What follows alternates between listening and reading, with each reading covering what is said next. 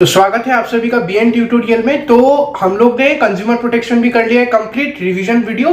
तो आखिरी जो बिजनेस स्टडीज का चैप्टर रिवीजन करना बाकी रह गया वो है एंटरप्रेन्योरशिप। तो एंटरप्रेन्योरशिप क्या था? एंटरप्रेन्योरशिप मतलब कि कोई एक नई बिजनेस आपने खोला है, उसको अच्छे से संभालोगे आप।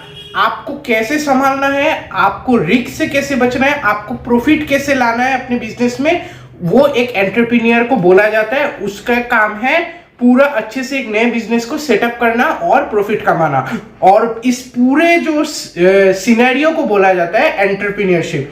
तो एक एंटरप्रेन्योर एक नया होता है, मतलब एक कंपनी का नया हकदार होता है। वो एक नया बिजनेस खोलता है और इस बिजनेस को फ्यूचर तक लॉन्ग लास्टिंग बनाने के लिए वो अपना जो भी ट्रिक्स एंड टिप्स है वो यूज करके प्रॉफिट कमाता है और अपने बिजनेस को सिक्योर करता है ताकि लॉन्ग लास्टिंग रह सके ये बिजनेस। तो एंटरप्रेन्योर हमेशा आपको ये बात याद रखनी है, हमेशा एक नया बिजनेस खोलता है। Entrepreneur is a person who runs a new business, मतलब एकदम फ्रेश बिजनेस उसने खोली है, इसीलिए वो उस कंपनी का एंटरप्रेन्योर माना। हम लोग और एक क्वेश्चन की ओर आ जाते हैं। What are the relationship between a manager and an entrepreneur? एक एंटरप्रेन्योर और एक मैनेजर में क्या एकदम सिमिलरिटीज होती है, उन दोनों में क्या रिलेशनशिप एकदम सेम होती है? सो पहला है, एक मैनेजर और एक एंटरप्रेन्योर दोनों को ही जो भी लेवल में हो उनको डिसीजन लेना पड़ेगा अपने कंपनी को सरवाइव कराने के लिए, अपने कंपनी को मतलब प्रॉफिट दिलाने के लिए और कंपटीशन सभी अदर कंपनीज को देने के लिए उन लोग को परफेक्ट डिसीजन लेना पड़ेगा। कोई भी स्थिति हो उनको जो है डिसीजन लेना पड़ेगा। जो बोलते हैं ना हुक और बाय क्रुक, उन लोग को डिसीजन लेना पड़ेगा। जब भी कोई भी सिचुएशन आएगा उन दोनों को ही, मैनेजर को भी एंटरप्रेन्योर को भी सेम डिसीजन लेना पड़ेगा ही। नेक्स्ट जो पॉइंट है मैं डिस्कस करने वाला हूं वो है कि जो मैनेजर और जो एंटरप्रेन्योर जो डिसीजन लेते हैं या तो जो भी वो एम्प्लॉइज के साथ बातचीत करते हैं डिसीजन मेकिंग प्रोसेस के टाइम, तो ऐसी बात जब करेंगे कभी कभी क्या होता है, कुछ ऐसी बात वो लोग कर लेते हैं कि एम्प्लॉइज को कुछ समझ में नहीं आता है, बहुत हार्ड, मतलब कम्युनिकेशन स्किल उन लोग का कभी कभी लो हो जाता है at the time of explaining the work. तो ऐसा नहीं होना चाहिए। उन लोग को हमेशा जो कम्युनिकेशन स्किल है इतना फ्रेश होना चाहिए, इतना स्मूथ होना चाहिए कि जो भी बात वो समझाना चाहते हैं एम्प्लॉइज अच्छे से वो लोग समझ पाए। तो कम्युनिकेशन स्किल दोनों मैनेजर और एंटरप्रेन्योर का दोनों 100% पूरा होना चाहिए, तभी जाके एक ऑर्गेनाइजेशन फ्यूचर में प्रॉफिट कमा पाएगी। क्योंकि अगर कुछ समझ में नहीं आएगा एम्प्लॉइज को तो कोई भी काम ठीक से कर नहीं पाएगा।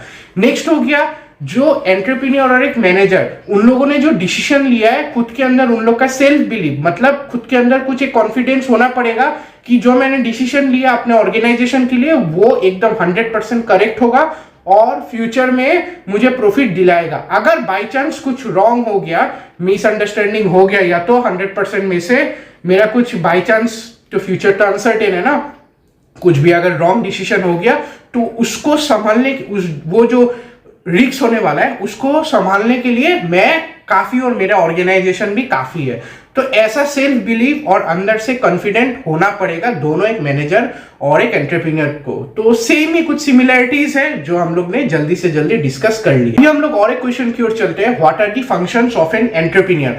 तो एंटरप्रेन्योर का क्या क्या फंक्शंस है ताकि वो लोग मतलब ऑर्गेनाइजेशन में उन लोग का क्या काम है हम लोग अभी जानते हैं। पहला है डिसीजन मेकिंग। फर्स्ट जो चीज है डिसीजन मेकिंग, सभी एंटरप्रेन्योर का काम है कि वो लोग हर दिन जो ऑफिस में वो लोग जाते हैं ना, हर दिन एक एक गोल सेट करे, हर दिन एक एक डिसीजन ले ताकि एम्प्लॉइज जो है उन डिसीजन को समझे और गोल्स को अचीव करने की और हर दिन एकदम लगे रहे ताकि प्रॉफिट हर दिन बनता रहे। नेक्स्ट हो गया मैनेजमेंट कंट्रोल। मैनेजमेंट कंट्रोल क्या होता था कि पहले के जमाने में जब 1920s उतना जमाने में क्या होता है, जब ऑर्गेनाइजेशन बनती थी, 1920s कुछ ज्यादा ही बोल रहा हूँ, 20s के दशक में, तो क्या होता है कि जब ऑर्गेनाइजेशन में एंटरप्रेन्योर का ही काम था कि वो लोग ही डिसीजन लेंगे, वो लोग ही मैनेजमेंट मतलब मैनेज करेंगे पूरा ऑर्गेनाइजेशन को, उन लोग पर ही पूरा एकदम जो है प्रेशर आ जाता था। लेकिन अभी के जमाने में क्या होता है, ऑर्गेनाइजेशन एंटरप्रेन्योर तो रहती है ऑर्गेनाइजेशन की, लेकिन वो लोग क्या करते हैं, मैनेज करने के लिए ऑर्गेनाइजेशन को मैनेजर्स हायर कर लेते हैं। हम लोग ने मैनेजमेंट चैप्टर में पढ़ी थी ना, मैनेजर्स को कैसे मतलब हायर करते हैं, मैनेजर्स का क्या क्या काम है। तो मैनेजर्स को ही वो एंटरप्रेन्योर लोग हायर करके उन लोग को सैलरी बेस के हिसाब से वो लोग ऑर्गेनाइजेशन में बोलते हैं कि आप आइए, आपकी क्वालिफिकेशन ठीक है तो आप आके हम लोग के ऑर्गेनाइजेशन में मैनेज कीजिए। सभी डिपार्टमेंट वाइज उन लोग को बैठा दिया जाता है और वो लोग एम्प्लॉयज को मैनेज करते हैं और एंटरप्रेन्योर जस्ट डिसीजन देता है और प्रोसेस जो भी ऑर्गेनाइजेशन में क्या काम चल रहा है वो देखता है, मैनेज अब एंटरप्रेन्योर नहीं करता। नेक्स्ट पॉइंट हो गया division of income. Division of income क्या था आपका? डिवीजन ऑफ इनकम मतलब कि देखिए आप लोगों ने तो एम्प्लॉइज रख लिया, सैलरी मतलब देना पड़ेगा ना उन लोग को, मैनेजर्स भी अपॉइंट कर लिया, उन लोग को भी सैलरी देना पड़ेगा। तो जब आपकी ऑर्गेनाइजेशन प्रॉफिट कमाएगी तब एंटरप्रेन्योर का काम है कि हम लोग को क्या करना है, जो एंटरप्रेन्योर है वो देखेगा प्रॉफिट में से कितना सभी को अभी सैलरी देने का टाइम आ गया, उनके पोस्ट के हिसाब से, उनके काम के हिसाब से, वर्क टाइम के हिसाब से जितना एफर्ट्स वो दे रहे हैं एम्प्लॉइज और मैनेजर, उन लोग को भी टाइम टू टाइम सैलरी देना पड़ेगा। नेक्स्ट हो गया risk taking and bearing risk. मतलब कि देखिए एक एंटरप्रेन्योर को हमेशा रिस्क लेना ही पड़ेगा, तो रिस्क लेने के टाइम वो लोग रिस्क लेने के काबिल भी होना चाहिए, प्लस रिस्क जो लेंगे वो रिस्क वाला काम भी वो लोग करते ही है ताकि प्रॉफिट मिले। तो दो टाइप की रिस्क होती है। पहला हो गया कि आप इंश्योरेंस देके उस रिस्क को छुड़वा सकते हो, जैसे हो गया आपके ऑफिस में आग लग गया, या तो करंट का वजह से कुछ हो गया, करंट प्रॉब्लम, या तो थेफ्ट हो गया मतलब चोरी हो गई, या तो कुछ भी लॉस हो गया जिससे कि आप इंश्योरेंस से उस चीज को कवर अप कर सकते हो। रहता है ना थेफ्ट इंश्योरेंस, या तो हो गया फायर इंश्योरेंस, मेरीन इंश्योरेंस, कुछ भी इंश्योरेंस हो गया, आप इंश्योरेंस से वो चीज कवर अप कर सकते हो। दूसरी टाइप की इंश्योरेंस मतलब जो रिस्क होती है वो है अनसर्टेनिटी रिस्क। मतलब कि देखिए अनसर्टेनिटी क्या थी, अनसर्टेनिटी मतलब फ्यूचर देखिए हम लोग प्रेडिक्ट नहीं कर सकते, फ्यूचर में हम लोग के साथ क्या होगा कुछ भी प्रेडिक्ट किया नहीं जा सकता, फ्यूचर इज अनसर्टेन, तो कुछ भी हो सकता है।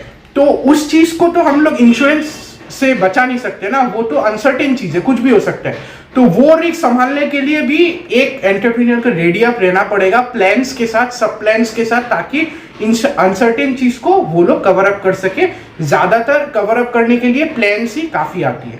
आज जो क्वेश्चन मैं डिस्कस करने जा रहा हूं उसका जस्ट मैं 2 पॉइंट जो है डिस्कस करूंगा, और बाकी के इंटरनल पॉइंट्स आप पिछली वीडियो में देख लीजिए, आपको पूरा डिटेल अच्छे से मिल जाएगा।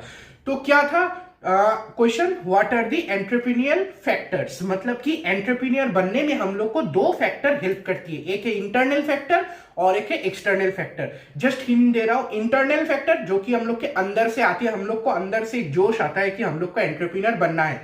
एक्सटर्नल फैक्टर मतलब जो आपको बाहर से, मतलब कि बाहर की सराउंडिंग्स आपको हेल्प कर रही है ताकि आप जो है एंटरप्रेन्योर बन सके। एक्सटर्नल फैक्टर में आपको हमेशा एक बैकअप मिलता है, आपको याद रखना है, और इंटरनल फैक्टर में आपको अंदर से एक